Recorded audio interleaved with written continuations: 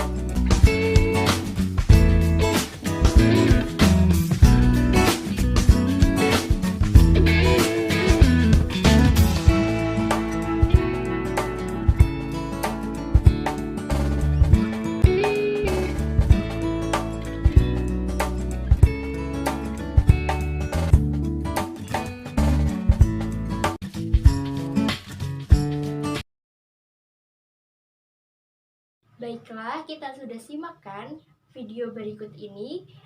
Setidaknya kalian punya gambaran tentang apa perdagangan internasional itu sendiri. Selanjutnya, Ibu akan menjelaskan tentang pengertian perdagangan internasional. Apa sih pengertian perdagangan internasional itu? Pengertian perdagangan internasional itu adalah suatu interaksi antara suatu negara dalam bentuk jual beli barang atau jasa. Jadi, Perdagangan internasional adalah suatu jual beli barang atau jasa antar negara, contohnya Indonesia dengan Cina, Indonesia dengan Singapura, Indonesia dengan Amerika, dan negara-negara lainnya yang bekerja sama dengan negara itu sendiri. Selanjutnya, yaitu manfaat perdagangan internasional. Apa sih manfaat perdagangan internasional itu? Manfaat perdagangan internasional itu yaitu kita dapat memperoleh barang yang tidak ada pada sumber daya kita, teknologi, atau lain sebagainya yang ada di negara lain. Contohnya, kita punya kelapa sawit, tapi di Amerika punya apel. Nah, apabila Amerika butuh kelapa sawit, maka mereka harus beli pada Indonesia. Begitu juga sebaliknya, apabila masyarakat Indonesia menyukai apel dari Amerika, maka Indonesia juga harus memproduksi apel dari Amerika tersebut dengan perdagangan internasional itu. Selanjutnya yaitu menjalin persahabatan dengan negara lain. Itu sangat jelas karena kita berkomunikasi untuk memperoleh produk tersebut dengan negara lain atau menjaga persahabatan antara negara A dan negara B, negara A dengan negara C, negara A dengan negara D, dan seterusnya. Baik, selanjutnya yaitu ada faktor pendorong. Apa sih faktor pendorong dari perdagangan internasional itu? Dari video tadi kita sudah mendapatkan sekilas tentang faktor pendorong dan faktor penghambat. Sekarang Ibu akan menjelaskan tentang faktor pendorong dan penghambat tersebut. Faktor-faktor pendorong dari perdagangan internasional itu sendiri yaitu karena adanya perbedaan sumber daya alam, pertama. Yang kedua, adanya selera. Yang ketiga, adanya penghematan biaya. Dan yang keempat adalah perbedaan teknologi. Itu yang sangat jelas bahwa kita lihat saja di negara Indonesia kita yang memang teknologinya berbeda dengan negara-negara lain. Ketika itu juga Indonesia berpikir kita harus berkembang seperti negara lain, butuh teknologi dari negara lain, mestinya kita harus beli produk teknologi tersebut dari negara yang memproduksi teknologi terbaru itu. Selanjutnya yaitu ada faktor penghambat. Apa sih faktor penghambat? Kok bisa ya perdagangan internasional ada faktor penghambatnya juga? Tentu, kalau kita memang ada faktor pendorong, kita juga harus ada faktor penghambatnya karena itu suatu yang berkaitan. Selanjutnya, apa faktor penghambat dari perdagangan internasional itu sendiri? Yang pertama, yaitu tidak amannya suatu negara. Kok bisa menjadi faktor penghambat? Ya jelas, apabila semisal Indonesia beli sesuatu produk di Rusia, tapi Rusia sedang perang, itu juga akan menghambat dari perdagangan internasional itu sendiri. Atau kita beli di Singapura, tapi ternyata di Singapura sedang ada bencana atau apapun. Atau sekarang kita jelas sangat terhambat perdagangan internasionalnya karena adanya wabah virus corona ini. Selanjutnya yaitu kebijakan ekonomi internasional oleh pemerintah sebagai faktor penghambatnya. Maksudnya apa? Maksudnya adalah kebijakan ekonomi dari suatu negara itu sendiri. Misal dari Indonesia belum menghendaki untuk membeli produk di Jepang seperti itu, atau di negara A, negara B, negara C atau yang lainnya seperti itu. Itu adalah kebijakan dari pemerintah. Yang selanjutnya adalah tidak stabilnya kurs mata uang asing. Yang sekarang kalian tahu bahwa $1 Amerika adalah Rp16.000 yang tadinya Rp13.000 gara-gara ada wabah virus corona ini kita menjadi Rp16.000. Tentu saja itu akan merugikan suatu perdagangan internasional dari negara kita sendiri. Pada poin selanjutnya yaitu teori perdagangan internasional. Dalam perkembangannya, teori perdagangan internasional itu ada dua, yaitu teori keunggulan absolut yang dicetuskan oleh Adam Smith, dan yang kedua yaitu adalah teori keunggulan komparatif yang dicetuskan oleh David Ricardo. Poin terakhir pada pertemuan kali ini yaitu tentang kebijakan perdagangan internasional.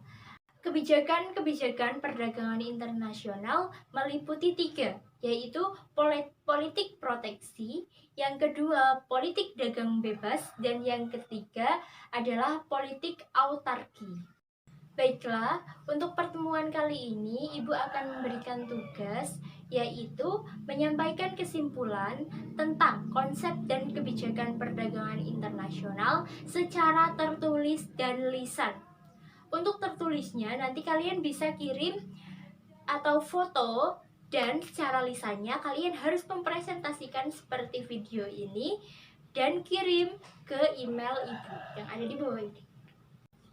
Baiklah, untuk kesimpulan pembelajaran kali ini yaitu perdagangan internasional intinya adalah perdagangan antar suatu negara untuk memberi jual beli barang atau jasa, seperti itu. Cukup sekian untuk pembelajaran kali ini. Mohon maaf apabila Ibu terlalu cepat menjelaskan atau kurang terdengar suaranya, atau ada faktor-faktor lain yang membuat kalian tidak nyaman tentang pembelajaran kali ini. Ibu mohon maaf dan terima kasih. Pesannya yaitu tetap jaga kesehatan dan stay at home. Baiklah, wassalamualaikum warahmatullahi wabarakatuh.